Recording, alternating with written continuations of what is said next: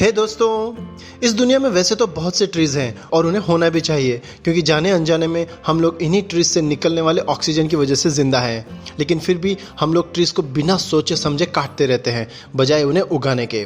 उगाना तो छोड़ो, हम तो ज़्यादातर ट्रीज़ के नाम भी नहीं जानते। लेकिन अगर आप इस वीडियो को लास्ट तक देखेंगे तो आपको सभी ट्रीज़ के नाम पता चल जाएंगे, वो भी हिंदी और इंग्लिश दोनों में। So let's begin. सबसे पहले जो ट्री है वो है ये। इसे हिंदी में अंगूर बेल कहते हैं और इंग्लिश में ग्रेप वाइन कहते हैं।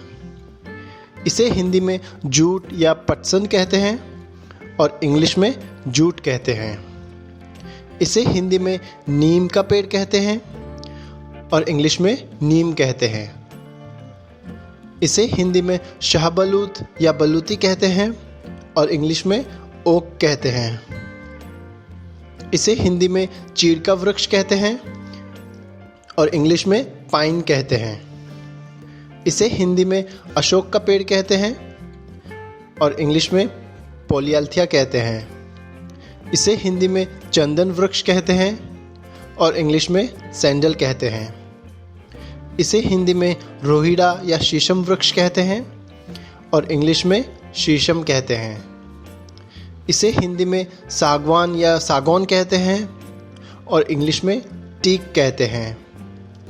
इसे हिंदी में सनोबर या भोजपत्र कहते हैं और इंग्लिश में साइप्रस कहते हैं। इसे हिंदी में खजूर का पेड़ कहते हैं और इंग्लिश में डेट पाम कहते हैं। इसे हिंदी में आबूनस कहते हैं और इंग्लिश में इबोनी कहते हैं। इसे हिंदी में देवदार वृक्ष कहते हैं और इंग्लिश में फिग कहते हैं। इसे हिंदी में बबूल या कीकर कहते हैं और इंग्लिश में एकेशिया कहते हैं। इस पेड़ को हिंदी में बाम्बू कहते हैं और इंग्लिश में भी बाम्बू ही कहते हैं। इसे हिंदी में बरगद का पेड़ या वट वृक्ष कहते हैं और इंग्लिश में बैनियन कहते हैं। इसे हिंदी में सुपारी का पेड़ कहते हैं और इंग्लिश में बीटल नट ट्री कहते हैं। इसे हिंदी में सनोबर या भोजपत्र कहते हैं और इंग्लिश में बिर्च कहते हैं। इसे हिंदी में नागफनी कहते हैं और इंग्लिश में कैक्टस कहते हैं। इसे हिंदी में बेंत या सरकंडा कहते हैं और इंग्लिश में केन कहते हैं। इसे हिंदी में देवदार कहते हैं और इंग्लिश में सेडर कहते हैं।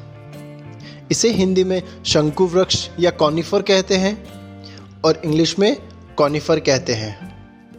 इसे हिंदी में लता या बेल कहते हैं और इंग्लिश में क्रीपर कहते हैं।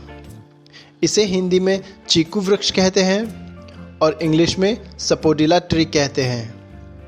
इसे हिंदी में आम का पेड़ कहते हैं और इंग्लिश में मैंगो ट्री कहते हैं।